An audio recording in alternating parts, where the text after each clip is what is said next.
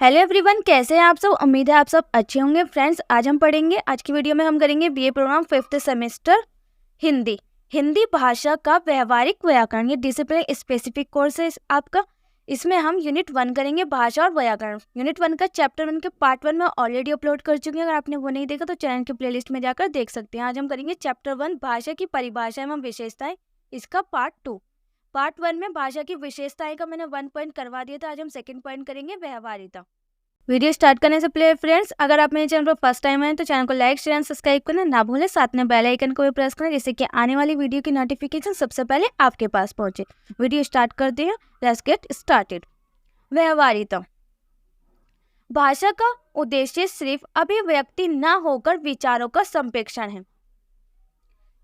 भाषा की विशेषता का सेकंड पॉइंट है व्यवहारिता, और इसका मीन क्या होता है कि भाषा जो है उसका उद्देश्य सिर्फ ये नहीं है कि अभिव्यक्ति ना होकर विचारों को संप्रेषण करना, यानी अपने विचारों के कम्युनिकेट करना है। अतः भाषा की विभिन्न विशेषताओं को इस संप्रेषण के संदर्भ में देखा जा सकता है, और हम देख सकते हैं अपनी भाषा को जब हम व्यक्त करते हैं तो इसकी विशेषता हम देख सकते हैं। कम्युनिकेशन के माध्यम से हम अपने विचारों को व्यक्त कर सकते हैं, तो यही क्या है, भाषा की विशेषता है। भाषा को विचारों की अभिव्यक्ति का माध्यम मानते ही इसके रूप स्पष्ट हो जाते हैं, और जैसे ही हम भाषा को इसकी अभिव्यक्ति के विचारों को मानते हैं ना, उसका माध्यम मानते हैं, तो इसके जो रूप है वो स्पष्ट हो जाते हैं। यानी कि फर्स्ट आ जाता है संबोधक। संबोधक क्या है, विचारों को बोलकर संप्रेषित करना। यानी कि हम जब विचार अपने व्यक्त करते हैं तो उसे बोलकर संप्रेषित कर सकते हैं अपने विचारों को, उसे क्या कहते हैं, संबोधक। और संबोधित, संबोधित करने यानी कि विचारों को ग्रहण करने वाला, यानी कि जो विचार हम कह रहे हैं ना, अपने एक्सप्रेस कर रहे हैं अपने विचारों को, तो वो जो दूसरा पर्सन है, सेकंड पर्सन है, तो वो विचारों को ले रहा है, वो ग्रहण कर रहा है, तो वो क्या कर रहा है, संबोधित कर रहा है। संबोधक जो विचारों को विचार व्यक्त कर रहा है और जो विचारों को ग्रहण कर रहा है वो हो गया संबोधित। काथ्य, वे विचार जिन्हें संप्रेषित वे ग्रहण किया गया है, और वे विचार होते हैं जिनको एक्सप्रेस किया गया है और जिनको ग्रहण किया गया है। संबोधक, काथ्य और संबोधित। कैसे बनता है ये, संबोधक, काथ्य और संबोधित। इस संप्रेषण प्रक्रिया को जारी रखने के लिए संबोधक और संबोधित की भूमिका बदलना आवश्यक है। यानी कि अगर हम विचारों की जो प्रोसेस है उसको जारी रखना चाहते हैं तो जो संबोधक है और जो संबोधित है उन दोनों को प्रक्रिया को बदलना जरूरी है। यानी कि सिर्फ एक ही पर्सन बोलता जाएगा, सेकंड पर्सन सुनता जाएगा, तो वो उसको हम कम्युनिकेशन नहीं कह सकते। इसलिए इनकी प्रक्रिया हमें चलानी है, कंटिन्यूअस प्रोसेस चलानी है कम्युनिकेशन की। तो उसमें क्या करना होगा, इंटरचेंज करना होगा। यानी कि जिसने संबोधित ने सुना है वो भी अपने विचार एक्सप्रेस करे, और फिर जो संबोधक है वो सुने, तो वही पर्सन क्या हो जाएगा, संबोधित हो जाएगा, और जो सुनने वाले वो संबोधित हो जाएगा, और जो पर्सन कह रहा है वो कौन सा हो जाएगा, संबोधक हो जाएगा। यानी कि उनको एक्सप्रेस करने वाले को भी सुनना और अपने विचार व्यक्त करना होना चाहिए, जब भी हम उसको क्या कह सकते हैं, कम्युनिकेशन कह सकते हैं। एक समय जो वक्ता होता है वही अगली बार संबोधित हो जाता है। यानी कि जो वक्ता है, जो बोल रहा है, अपने विचार दे रहा है। फॉर एग्जाम्पल, मैं आपको पढ़ा रही हूँ, इसमें मैं लेक्चर दे रही हूँ। अगर आप इस लेक्चर को ओनली सुनते हैं, मुझे कमेंट नहीं करते, कमेंट में नहीं बताते कि कैसा लगा आपको ये, तो क्या वो सिर्फ एक तरफ का ही चल रहा है, तो उसको हम कम्युनिकेशन नहीं कह सकते। अगर मैं आपको जो पढ़ा रही हूँ, आप मुझे कमेंट में बताएं कि मैम कैसा लगा ये, आपको किस टॉपिक पे वीडियो चाहिए, क्या करना है आगे, तो उसको हम क्या कहते हैं कि वो जो वक्ता है वो क्या बन जाएगा, अगली बार संबोधित बन जाता है। तभी विचारों का संप्रेषण हो पाता है। तभी क्या हो पाता है, विचारों का संप्रेषण हो पाता है। आपके जो फीडबैक आते हैं उसके बिहाफ पे ही हम अपने चेंज कर पाएंगे कि क्या क्या मिस्टेक हो रही है इसमें। ठीक है, तो वही उसमें इसके में हम देख सकते हैं कि जो संबोधक है वही क्या बन जाता है, संबोधित बन जाता है नेक्स्ट, और जो संबोधित है वो संबोधक बन जाएगा जब दोनों में कम्युनिकेशन होगा। तो संबोधक जो संप्रेषित करता है वह मत व कथ्य है। इसी कथ्य का संप्रेषण वक्ता संबोधक संबोधित तक होता है।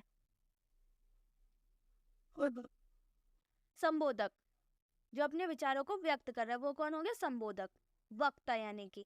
और कथ्य जो कि मतलब दोनों विचारों को ले रहा है या सुन रहे का जो बीच में प्रोसेस चल रही है उसको हम कहेंगे वक्ता। और संबोधित जो कि विचारों को ग्रहण कर रहा है, और ग्रहण करना और बोलना, तो दोनों का क्या हो जाएगा, बीच में कथ्य हो जाता है वो। और संबोधित, वही संबोधित जो हमारे क्या कहते हैं, संबोधक था, वो जो अपने विचार व्यक्त करेगा सेकंड पर्सन के सुनने के बाद, तो वो कौन सा हो जाएगा, संबोधित हो जाएगा। फिर कथ्य आ जाएगा बीच में, और वक्ता और संबोधक आ जाएंगे, यानी कि जो सुन रहा है वो अपने विचारों को एक्सप्रेस करता है तो वो क्या बन जाता है, वो वक्ता बन जाता है। और जो सामने वाले जो कि वक्ता था वो क्या बन जाता है, संबोधित बन जाता है। और कथ्य क्या रहता है, बीच में ही रहता है, क्योंकि दोनों विचारों को ग्रहण करना और सुनाना दोनों क्या होते हैं, कथ्य होते हैं। शिष्ट एवं शिक्षित वर्ग की भाषा, भाषा का व्याकरणिक रूप उसके वर्गों पर आधारित होता है, यानी कि जो भाषा है उसका जो व्याकरण रूप है ना, यानी कि जो उसकी व्याकरण है भाषा की, वो जो है उसके वर्ग पर ही आधारित होता है। किस प्रकार से आधारित होता है, ये किसी भाषा का रूप उस भाषा भाषी समुदाय के शिक्षित होने पर शिष्ट तथा जातीय वर्ग के लोगों द्वारा निश्चित होता है, यानी कि जिन क्या एजुकेशन है, ये जो जातीय वर्ग से बिलोंग करते हैं उन पर ही निश्चित करता है कि वो किस प्रकार से भाषा को बोल रहे हैं, किस प्रकार से लैंग्वेज को यूज कर रहे हैं और उसमें वो किस प्रकार की व्याकरण का यूज कर रहे हैं, उस पर डिपेंड करती है भाषा। और भाषा जो है वो औपचारिक रूप में भी प्रयुक्त होती है, यानी कि फर्स्ट लैंग्वेज जो है हमारी वो फॉर्मल रूप में भी प्रयुक्त होती है। एक रूपता, यह भाषा की महत्वपूर्ण विशेषता है। सबसे महत्वपूर्ण विशेषता कौन सी है भाषा की, एक रूपता। शब्द रूप वाक्य अर्थ वर्तानी सभी स्तरों पर भाषा में एक रूपता होनी चाहिए, यानी कि भाषा में वाक्य यूज हो रहा है, उसका अर्थ आ रहा है या हम बोल रहे हैं, तो उन सभी स्तर में जो है ना एक रूपता होनी चाहिए, अप डाउन नहीं होना चाहिए, एक रूपता होनी चाहिए। हालांकि हर एक भाषा की कई प्रयुक्तियां होती है, लेकिन हम देखते हैं फिर भी कि भाषा की कई सारी प्रयुक्तियां होती हैं, लेकिन फिर भी उनमें भाषा में एक रूपता होनी चाहिए। हम देख सकते हैं कि जो भाषा है ना हिंदी भाषा जो है, जो हम कार्य करते हैं, कार्य के रूप में जब हम भाषा का यूज करते हैं हिंदी का, तो वो डिफरेंट होती है, और जब हम अपने नॉर्मल बोलचाल में जो हिंदी का यूज करते हैं वो डिफरेंट होती है, उनमें भी अंतर होता है। यहाँ पर अंतर अलग अलग अभिव्यक्ति शैलियों के स्तर पर होता है। ये जो अंतर होता है वो अलग अलग व्यक्ति की अपनी अभिव्यक्ति शैलियों के रूप में अलग अलग होता है। भाषा एक लिखित रूप भी उसके विभिन्न प्रयोगों में एक रूपता लाता है, और भाषा का जो लिखित रूप है ना, वो भी उनकी जो भाषा है उसमें जो प्रयुक्त होती है, लिखने में जो भाषा प्रयुक्त होती है उसमें भी एक रूपता लाता है। इसी प्रकार ध्वनि, शब्द, अर्थ, वर्तनी सभी स्तर पर भाषा के उच्चारित तथा लिखित रूपों में एक रूपता होनी चाहिए। इसलिए कि जो हम बोल रहे हैं, शब्द बोल रहे हैं या हम लिख रहे हैं या उसकी बातचीत कर रहे हैं, उनमें जो वॉइस निकली है उन सभी में जो है ना, जो लिख रहे हैं, बोल रहे हैं या हम राइट कर रहे हैं, उन सब में एक रूपता होनी चाहिए, क्योंकि एक रूपता होनी बहुत ज्यादा जरूरी है। जो हम बोल रहे हैं, जो हम शब्द प्रयोग कर रहे हैं, जिनका अर्थ निकल रहा है या हम जिनको राइट कर रहे हैं, तो उन सब में एक रूपता होनी बहुत ज्यादा जरूरी है। भाषा में विकल्प सभी भाषिक स्तर पर हो सकते हैं, यानी भाषा में जो विकल्प हैं वो सभी भाषिक स्तर पर हो सकते हैं। इन सभी स्तर पर हिंदी में भी विकल्प मिलते हैं, और इन सब में भी हिंदी में देखें तो हम कई सारे विकल्प निकलते हैं। उदाहरण के लिए उच्चारण के स्तर पर कई विकल्प मिलते हैं। इस उदाहरण के लिए हम ले सकते हैं कि हम जब उच्चारण करते हैं ना हिंदी भाषा का, तो उसमें भी कई विकल्प निकलते हैं जो बोलने वाले के अपने प्रदेश की बोली के कारण होते हैं, यानी कि जो वो बोल रहा है वो जिस प्रदेश से बिलोंग करता है, जिस स्टेट से बिलोंग करता है, तो उसकी जो बोलने की प्रक्रिया उस पर डिपेंड करते हैं। और यही कारण होते हैं कि जैसे कहना, कहना, कहना या पहले या पहले, तो वो जिस तरह जिस कंट्री में बिलोंग करते हैं तो उसके अकॉर्डिंग उनकी बोलने की जो लैंग्वेज होती है उस पर डिपेंड करती है। भाषा के स्तर पर, रूप के स्तर पर, यानी कि भाषा के स्तर पर, उनके रूप के स्तर पर है, हैंगा, है, हैंगे, होंगा, होंगा, तो ये डिफरेंट लैंग्वेज यूज करी जाती हैं। वाक्य के स्तर पर, वाक्य के स्तर पर हमने शब्द के स्तर पर देख लिया, अब हम देखते हैं वाक्य के स्तर पर। मुझे घर जाना है, मैंने मेरे घर जाना है, हम कैसे बोलते हैं, लैंग्वेज डिफरेंट हो जाती है। मुझे घर जाना है बोले हैं, या हम बोलेंगे मैंने मेरे घर जाना है, तो ये क्या हो गया, हम जब वाक्य प्रयोग कर रहे हैं तो उसके स्तर पर हमारी लैंग्वेज जो है वो डिफरेंट हो जाती है बोलने के हिसाब से। वर्तनी के स्तर पर हुआ या होवा भी विकल्प मिलते हैं। या कुछ लोग क्या बोलते हैं, हुआ काम हो गया, काम हुआ, या कहते हैं होवा, होवा, तो ये डिफरेंट हो सकते हैं, ये भी विकल्प मिलते हैं। हिंदी में इनमें से किसी को चुन लिया गया है, और हिंदी में इनमें से ही किसी एक को चुन लिया गया है। उदाहरणतः होवा के स्थान पर हुआ, यानी कि जो होवा है बोला जाता है उसके स्थान पर क्या चुन लिया गया है, हुआ। क्या बोला जाता है उच्चारण में, होवा, या हमने इसके लिए स्थान पर क्या चुन चुन लिया है हुआ रूपों का प्रयोग किया जाता है। ये इसलिए आवश्यक है क्योंकि यदि सभी विकल्पों को स्वीकार कर लिया जाए तो अराजकता सी फैल जाए, इसलिए इनमें से किसी को स्वीकार करके हिंदी को एकरूपता तथा निश्चितता दी गई है। यानी कि अगर हम दोनों ही शब्दों का प्रयोग करें या इन सभी शब्दों का प्रयोग करें तो क्या होगा, इससे अराजकता फैल जाएगी, इसलिए इसको कम करने के लिए सिर्फ एक को ही चुन लिया गया है। यानी कि हुआ की जगह हमने हुआ को ही सिलेक्ट कर लिया है, जिससे कि एकरूपता बनी रहे और निश्चितता बनी रहे हिंदी भाषा में। हम हिंदी भाषा पढ़े इसलिए हिंदी भाषा के एग्जाम्पल देखने को मिल रहे हैं। नेक्स्ट भाषा की विशेषता आ जाती है स्वायत्तता।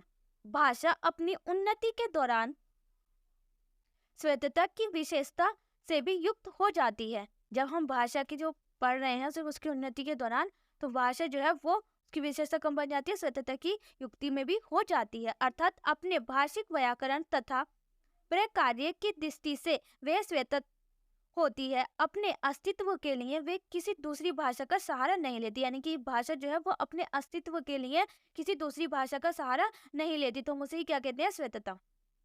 उदाहरण के लिए वर्तमान भाषाएं अपनी आरंभिक रूप से पूर्णतः स्वायत्त नहीं थी। यानी कि जो भाषाएं जो थी जब उनकी शुरुआत हुई थी तो उस टाइम पे क्या थी, वो अपने पूर्ण रूप में वो स्वतंत्रता नहीं थी, यानी कि स्वतंत्र नहीं थी बोलने में, तो उन्हीं बोलियों पर निर्भर रहना पड़ता था और उन्हें उन्हीं बोलियों पर निर्भर रहना पड़ता था। जो भाषा बोली जा रही है उसमें मिला दी जाती थी कई सारी भाषाएं, तो जब प्रयोग की जाती थी तो वो क्या थी, स्वतंत्र नहीं थी। लेकिन अब क्या है कि जो भाषा है वो अपनी उनकी एक स्वतंत्रता है, वो अपनी एक भाषा चुन ली गई है, उन्हीं बोलियों पर निर्भर रहना पड़ता था। यद्यपि उनमें से कई में पद पद्य गद्य लिखे गए था और उनमें से ही कई में पद्य और गद्य लिखे गए थे, लेकिन व्यावसायिक विषयों पर व्यवहारिक तथा साहित्यिक गद्य भाषा का अभाव था। लेकिन जो व्यावसायिक स्तर पर था उन विषयों पर व्यवहारिक तथा साहित्यिक गद्य भाषा का अभाव था। संप्रेषण के विभिन्न स्तर पर स्वायत्तता हो जाने के कारण वे भाषा कहलाती है। यानी कि संप्रेषण जब हम कम्युनिकेशन कर रहे हैं तो उसमें जब उनके स्तर पर जो फ्रीडम मिली है, स्वतंत्रता मिली है उन भाषा को, तो उसी के कारण क्या कहते हैं, वो भाषा कहलाती है। शिक्षा प्रशासन विभिन्न क्षेत्रों में अभिव्यक्ति के लिए उसके पास भाषिक रूप है। यह निजीपन या स्वतंत्रता ही उसका आधार है। यानी कि जब हम कम्युनिकेशन कर रहे हैं तो उसके आधार पर, उसके स्तर पर जो उन्हें स्वतंत्रता हो गई है भाषाएं, तो वही इसी कारण वे भाषा कहलाती हैं। और शिक्षा के प्रशासन विभिन्न क्षेत्रों में अभिव्यक्ति के लिए उसके पास भाषायिक रूप है। यानी कि जब हम कम्युनिकेट कर रहे हैं तो उसके लिए शिक्षा के स्तर पर, प्रशासन के स्तर पर हमारे पास कम्युनिकेट करने के लिए भाषा है, उसका भाषायिक रूप है, इसीलिए इसका यह निजीपन या स्वतंत्रता की उसका आधार है भाषा का। नेक्स्ट विशेषता आ जाती है केंद्र नुमुखता। केंद्र नुमुखता मानक भाषा संपूर्ण प्रदेश में स्थान प्राप्त कर लेती है। उस प्रदेश की बोलियां उसके इसी रूप से अलग थलग हैं। यानी कि जो भाषा जो है वो संपूर्ण देश में, यानी कि पूरे प्रदेश में स्थान प्राप्त कर लेती है और उन्हीं प्रदेश की बोलियां जो है उसके इस रूप से अलग थलग हैं। केंद्रोन्मुखता मानक भाषा संपूर्ण प्रदेश में स्थान प्राप्त कर लेती है। यानी कि भाषा जो है वो संपूर्ण प्रदेश में अपना पहचान प्राप्त कर लेती है, स्थान प्राप्त कर लेती है और उस प्रदेश की बोलियां उसकी इस रूप से अलग थलग हैं और उस प्रदेश की जो बोलियां हैं ना वो उससे अलग थलग होती हैं। परिस्थितियां केंद्रोन्मुखता की दृष्टि से आदर्श हिंदी को केंद्रीय रूप देने में सहायक बनी हैं। यानी कि जो परिस्थितियां जो हैं वो केंद्रोन्मुखता की दृष्टि से आदर्श हिंदी को केंद्रीय स्थान देने में सहायक बनी है। दिल्ली में क्या किया जाता, पहले दिल्ली में खड़ी बोली बोली जाती थी, खड़ी बोली जो थी वो बोली जाती थी, भाषा का रूप पा सकी है। दिल्ली में खड़ी बोली जो है वो भाषा का रूप पा सकी है। आधुनिक काल में वह खड़ी बोली गद्य का प्रचार हुआ। यानी कि आधुनिक काल में जो खड़ी बोली थी उसे गद्य का प्रचार हुआ था। उसके व्याकरणिक रूप स्थिर हुए और उसके व्याकरण जो रूप है वो स्थिर हुए। अपनी इस स्थिति के कारण ही हिंदी भाषा कहलाने लगे और अपनी इसी स्थिति के कारण ही हिंदी भाषा जो है वो हिंदी भाषा ही कहलाने लगी। व्यवहार भाषा, नेक्स्ट विशेषता क्या जाती है भाषा की, व्यवहार भाषा। यह भाषा की विशेषता है कि वह किसी स्थान की भाषा नहीं होती है और यह भाषा की विशेषता है कि वह किसी स्थान की भाषा नहीं होती, बल्कि उसे आदर्श मानकर उसी की प्रयुक्तियां बन जाती हैं। यानी कि जो भाषा जो है वो, इसकी विशेषता है भाषा की, वे किसी भी स्थान की भाषा नहीं होती है, बल्कि उसमें क्या किया जाता है, आदर्श मानकर उसी की प्रयुक्तियां बन जाती हैं। वे स्थान बहुल होती हैं, और वे क्या होती हैं, बहुल स्थान होती हैं।